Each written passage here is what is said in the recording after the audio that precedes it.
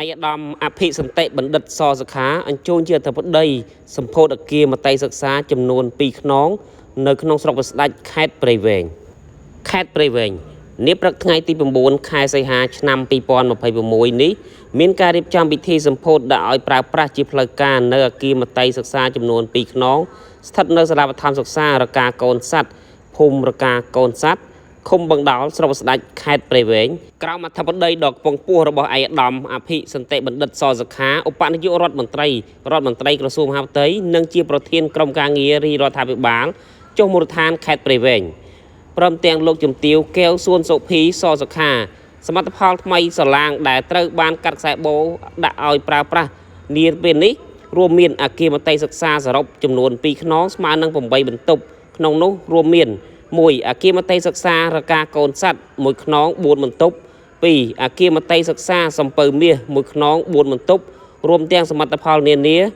មួយចំនួនទៀតក្នុងសាលាអ្វីដែលកាន់តែពិសេសក្រៅពីកម្មវិធីសម្ពោធជាផ្លូវការក៏មានការរៀបចំមហាសាមគ្គីយ៉ាងកក់ក្ដៅនិងស្និទ្ធស្នាលបំផុតជូនលោកគ្រូអ្នកគ្រូនិងក្មួយសិស្សានុសិស្សនៃសាលាបឋមសិក្សារកាកូនសัตว์ផងដែរពិធីដ៏អធិកធមនេះក៏មានការអញ្ជើញចូលរួមយ៉ាងច្រើនកកកពីសំណាក់អាយដាមសួនសុម៉ាលីនអភិបាលនៃគណៈអភិបាលខេត្តព្រៃវែងអាយដាមហ៊ីបាវីប្រធានក្រុមការងារចុះជួយស្រុកព្រះស្ដាច់អាយដាមលោកជំទាវជាប្រធានអនុប្រធានក្រុមការងាររាជរដ្ឋាភិបាលចុះមូលដ្ឋានស្រុកឃុំថ្នាក់ដឹកនាំរដ្ឋបាលខេត្តកងកម្លាំងប្រដាប់អាវុធទាំង3ប្រភេទនិងថ្នាក់ដឹកនាំមន្ទីរអង្គភាពជុំវិញខេត្តទន្ទឹមនឹងនេះក៏មានវត្តមានចូលរួមអបអរសាទរពីសំណាក់ថ្នាក់ដឹកនាំស្រុកឃុំនាយកសាលាលោកគ្រូអ្នកគ្រូសិស្សានុសិស្សយុវជនសសយក